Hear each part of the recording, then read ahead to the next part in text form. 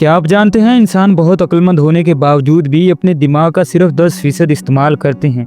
Science का मानना है कि अगर वो अपने दिमाग का 40% इस्तेमाल कर लें तो सामने वाले हर इंसान को कंट्रोल कर सकते हैं। लेकिन एक ऐसी भी लड़की थी जिसने अपने दिमाग का 100% इस्तेमाल किया और फिर उसके साथ क्या हुआ, आइए जानते हैं। मूवी शुरू होती है और हमें एक आवाज़ सुनाई देती है जिसमें कोई ये कह रहा था कि हमें लाखों साल पहले जिंदगी मिली और हमने इसके साथ क्या किया। अब हमें एक लड़की दिखाई जाती है जिसका नाम लूसी है, जो अपने दोस्त के साथ खड़ी थी। वो दोस्त लूसी को एक बैग दिखाता है और कहता है तुम्हें इस बैग को होटल के अंदर ले जाना होगा, बदले में हमें $1000 मिलेंगे। पर लूसी कहती है इतने कम पैसे मैं नहीं जाऊंगी। जब लूसी मना कर देती है तो उसका दोस्त हथकड़ी के साथ उस बैग को उसके हाथ के साथ बांध देता है और कहता है तुम्हें अंदर जाना ही होगा। अब लूसी को अपने दोस्त की बात माननी पड़ती है और वो अंदर चले जाती है। वो रिसेप्शन पर जाकर मिस्टर जंग नाम के एक आदमी के बारे में पूछती है।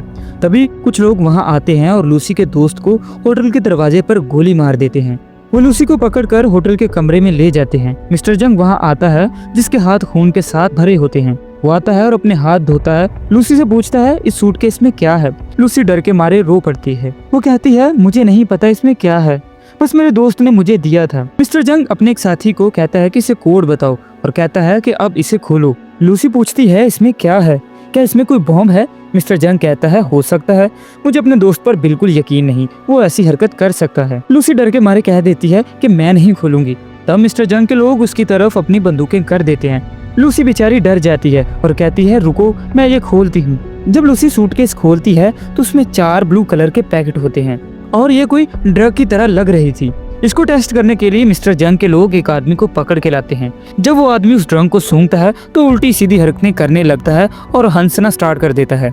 मिस्टर जंग को वो आदमी बिल्कुल पसंद नहीं आता और वो उसे गोली मार देता है। फिर मिस्टर जंग कहता है मैं तुम्हें काम दूंगा। लूसी कहती है नहीं मैं तुम्हारा कोई काम नहीं करूंगी, मुझे यहाँ से जाने दो। तब मिस्टर जंग के लोग लूसी को मारते हैं और वो बेहोश हो जाती है। फिर हमें एक प्रोफेसर दिखाया जाता है जो अपनी यूनिवर्सिटी में लेक्चर दे रहा होता है कि हर जानवर अपने दिमाग का 5% इस्तेमाल कर सकता है, लेकिन इंसान सबसे आगे है, वो अपने दिमाग का 10% इस्तेमाल करते हैं। लेकिन डॉल्फिन इंसान से आगे है, वो अपने दिमाग का 20% इस्तेमाल करती है, इसलिए वो उससे ज्यादा इंटेलिजेंट है। और प्रोफेसर ये भी कहता है कि अगर कोई इंसान अपने दिमाग का 30% इस्तेमाल कर ले तो अपनी बॉडी को पूरे तरीके से कंट्रोल कर सकता है, और अगर इंसान अपने दिमाग का 50% इस्तेमाल कर ले तो वो सामने वाले हर इंसान को कंट्रोल कर सकता है। सामने बैठी ऑडियंस में से एक लड़का उठता है और पूछता है सर अगर इंसान अपने दिमाग का 100% इस्तेमाल कर ले तो क्या होगा।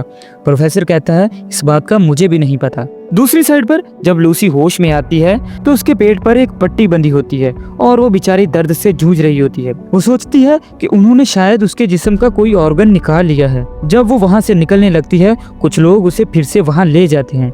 वो उसे मिस्टर जंग के पास ले आते हैं। लूसी पूछती है तुमने मेरे जिस्म के साथ क्या किया। एक डॉक्टर वहाँ पर आता है और कहता है कि चिंता मत करो, हमने कुछ भी नहीं किया, बस हमने तुम्हारे पेट के अंदर वो पैकेट को रख दिया है। 3 लोग और वहाँ पर लाए जाते हैं, उनके पेट में भी वो बाकी बचे 3 पैकेट को रख दिया जाता है।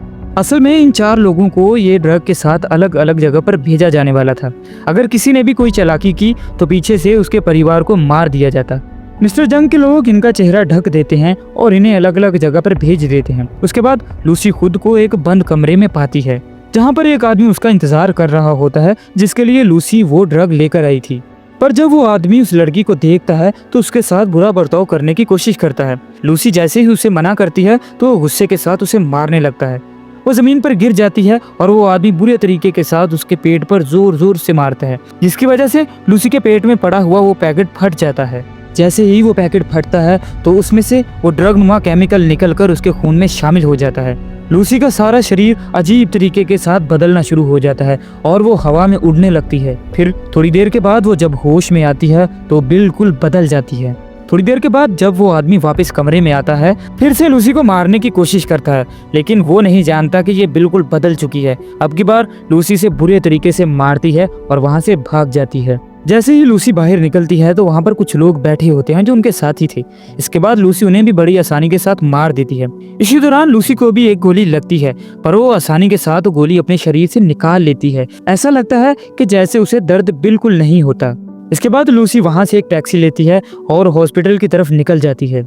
वो डॉक्टर को अपनी गन से धमकाकर कहती है, मेरे पेट में एक पैकेट है, तुम्हें मेरा ऑपरेशन करना होगा और इसे बाहर निकालना होगा। डॉक्टर गन को देखकर डर जाता है और उसका ऑपरेशन करने के लिए तैयार हो जाता है। इसके बाद लूसी अपनी माँ को फोन करती है और कहती है कि माँ, मेरे साथ बहुत अजीब हो रहा है और मेरी जिंदगी बिल्कुल बदल चुकी है, और अपनी माँ से ये भी कहती है कि मैं आपसे बहुत प्यार करती हूँ। इसके बाद वो रोने लगती है। डॉक्टर फिर उसका ऑपरेशन करता है और उसके पेट में से वो केमिकल निकाल देता है। डॉक्टर ये देखकर काफी हैरान होते हैं कि इतनी बड़ी तादाद में इसके पेट में जो केमिकल था उसमें से कुछ तो इसके जिस्म में मिल गया, तो ये लड़की अब तक कैसे जिंदा है। लेकिन लूसी डॉक्टर से कहती है, मुझे पता है कि मैं ज्यादा देर तक जिंदा नहीं रह सकती। और वो ठीक हो जाती है और जंग के पास वापस जाकर उसके सभी लोगों को एक एक करके मार डालती है। फिर वो जंग के रूम में जाती है और उसके दोनों हाथों में चाकू घुसाकर उसे पूछती है, मुझे बताओ वो बाकी 3 लोग कहाँ हैं जिनके पास इस केमिकल के पैकेट हैं। लेकिन जब जंग उसे कुछ नहीं बताता तो लूसी उसके माइंड पर हाथ रखती है और उसका माइंड पढ़ने लगती है, जिससे लूसी को ये पता चल जाता है कि वो बाकी 3 लोग कहाँ पर भेजे गए हैं। असल में लूसी का दिमाग अब उस लिमिट से ज्यादा काम कर रहा था, क्योंकि उसके शरीर में वो केमिकल मिल चुका था। अब वो देख सकती थी कि पेड़ कैसे जमीन से निकलते हैं और वो कैसे अपना खाना पाते हैं। फिर लूसी अपनी एक दोस्त के घर जाकर उसका लैपटॉप इस्तेमाल करके उसी प्रोफेसर का पता लगाती है जो यूनिवर्सिटी में दिमाग के बारे में बता रहा था। उसका नाम सैमुअल था, जो पिछले कई सालों से इंसानी दिमाग पर रिसर्च कर रहा था। लूसी उसके बारे में सारी जानकारी ढूंढ लेती है, फिर उसे फोन करती है। लूसी प्रोफेसर सैमुअल से कहती है, मैंने आपकी वेबसाइट पर सभी पेज पढ़े हैं, मुझे आपकी रिसर्च का एक एक लफ्ज याद है। लेकिन प्रोफेसर उसकी बात का यकीन नहीं करता। अगले ही पल लूसी प्रोफेसर सैमुअल के टीवी स्क्रीन पर दिखाई देती है, क्योंकि अब उसने अपने दिमाग का 30% इस्तेमाल शुरू कर दिया था, इसलिए अब वो तमाम इलेक्ट्रिक चीजों को कंट्रोल कर सकती थी। लूसी प्रोफेसर को बताती है कि जो कुछ आपने अपनी रिसर्च में लिखा वो सब कुछ ठीक है, मेरे दिमाग में बहुत सारी बातें हैं जो मैं जानती हूँ। प्रोफेसर सैमुअल उसे कहता है, तो तुम्हें ये सब कुछ हमें बताना चाहिए। लूसी अब प्रोफेसर सैमुअल से मिलना चाहती थी। पहले वो अपना गेटअप बदलकर एयरपोर्ट पर जाती है, जहाँ पर वो 3 लोग थे जिनके पास वो केमिकल थे। वो पुलिस को उन 3 लोगों की तस्वीरें सेंड कर देती है। इसके बाद पुलिस अपना काम शुरू कर देती है और उनको पकड़ लेती है। लूसी का दिमाग अब 40% तक काम कर रहा था और उसके शरीर के तमाम सेल टूटने लगते हैं, जिसकी वजह से उसकी स्किन जलने लगती है। वो सभी लोगों से छुपते छुपाते हुए वॉशरूम में जाती है। वहां जाकर वो ड्रग के पैकेट को खोलती है और उसे खाना शुरू करती है। उस केमिकल को खाने के बाद वो बेहोश हो जाती है। जब वो होश में आती है तो अपने आप को हॉस्पिटल में पाती है। अब वो अपने दिमाग का 50% तक यूज कर सकती थी। पुलिस वहां आती है और उसे रेस्ट करने की कोशिश करती है, लेकिन लूसी अपनी पावर का इस्तेमाल करती है और उन्हें गिरा देती है। वो वहां सभी पुलिस वालों को बेहोश कर देती है, बस उस इंस्पेक्टर को छोड़ती है क्योंकि वो उसका दोस्त था। जैसा प्रोफेसर सैमुअल ने कहा था कि जब कोई इंसान अपने दिमाग का 50% इस्तेमाल कर लेगा तो वो दूसरों को कंट्रोल कर सकता है, और यही काम लूसी के साथ भी हो रहा था। जो लोग पुलिस ने अरेस्ट किए थे उनको हॉस्पिटल में पहुंचाया जाता है ताकि उनके पेट में से वो केमिकल को बाहर निकाल सकें। लूसी भी अपने दोस्त के साथ हॉस्पिटल जाने के लिए तैयार हो जाती है। अब हम देखते हैं कि लूसी अपने दिमाग की उस पावर को इस्तेमाल कर सकती थी जिससे पूरे शहर की फोन कॉल्स भी सुन सकती थी, जिससे उसे ये भी पता चल जाता है कि मिस्टर जंग के लोग भी हॉस्पिटल पहुंच चुके हैं। लूसी भी जल्दी से हॉस्पिटल पहुंच जाती है, लेकिन मिस्टर जंग के लोग अपनी गन के साथ पहले से वहां मौजूद थे। वो लोग लूसी के सामने खड़े होते हैं, लेकिन वो बहुत देर तक उसके सामने टिक नहीं सकते। लूसी उन्हें बड़ी आसानी के साथ हवा में उड़ाती है जैसे कोई कागज को उड़ा रहा हो, और उनके वेपन छत के साथ ऐसे चिपक जाते हैं जैसे छत में मानो कोई मैग्नेट लगा हो। लूसी उनसे वो बैग ले लेती है जो डॉक्टर से उन्होंने छीना था। वो इंस्पेक्टर से कहती है, तुम्हें मेरे साथ चलना होगा। इंस्पेक्टर वो सब देखकर कहता है, मुझे नहीं लगता कि तुम्हें अब मेरी कोई जरूरत है। लूसी उसके पास जाकर कहती है, तुम ही मुझे सब कुछ याद दिलाने वाले हो और हमेशा मुझे याद दिलाते रहोगे, इसलिए तुम्हें मेरे साथ चलना होगा। अब लूसी प्रोफेसर से मिलने जाती है, लेकिन जंग के लोगों ने उसे जाते हुए देख लिया था, इसलिए वो भी उसका पीछा करना स्टार्ट कर देते हैं। इसी दौरान हम प्रोफेसर सैमुअल को देखते हैं, जिसने अपने रिसर्च एक्सपर्ट को अपने पास बुला लिया था। प्रोफेसर सैमुअल लूसी को सबसे मिलवाता है, लेकिन उनमें से एक प्रोफेसर को उस पर शक होता है। लूसी उसे पकड़ लेती है और उसके बारे में सब कुछ बताना शुरू करती है। वो कहती है, जब तुम्हारी बेटी 7 साल की थी तो वो कार एक्सीडेंट में मारी गई थी। वो प्रोफेसर ये सुनकर हैरान हो जाता है, क्योंकि आज तक उसने ये बात कभी किसी को नहीं बताई। इसके बाद सभी उसका यकीन कर लेते हैं। लूसी वहाँ सबको वो सारी जानकारी देना शुरू करती है जो उसके पास थी। लूसी अपने शरीर को म्यूटेंट्स में बदलना शुरू करती है। कभी उसका हाथ एक विच जैसा खतरनाक हो जाता और कभी एक हाथ को 2 हाथों में बदल देती। पास बैठे सभी लोग इसे देखकर हैरान हो जाते हैं। लूसी उन्हें समझाती है कि एक कार अगर आहिस्ता चल रही हो तो सभी उसे देख सकते हैं, लेकिन अगर इसकी स्पीड बढ़ा दी जाए तो ये हमारी नजरों से गायब हो जाएगी, हालांकि ये चल रही होगी। इसलिए हर काम में टाइम इम्पोर्टेंट है, बिना टाइम के हम एग्जिस्ट नहीं करते। इसके बाद जंग के लोग वहाँ आ जाते हैं। जंग और उसके लोग बिल्डिंग को चारों तरफ से घेर लेते हैं। इंस्पेक्टर लूसी से कहता है हम उन्हें ज्यादा देर तक नहीं रोक पाएंगे। लूसी अब उस सारे केमिकल को जो वो हॉस्पिटल से लेकर आई थी अपने अंदर इंजेक्ट करवाने लगती है और प्रोफेसर से कहती है मैं एक कंप्यूटर बनाऊंगी और उसमें अपना सारा डाटा स्टोर कर दूंगी जो कुछ मुझे पता है, जो फ्यूचर में इंसानियत के लिए काफी फायदेमंद होने वाला है। प्रोफेसर को पता था कि इतनी हाई डोज लेने के बाद लूसी जिंदा नहीं रहेगी और ये बात लूसी भी जानती थी, लेकिन अब वो अपनी जान को कुर्बान करने के लिए तैयार थी।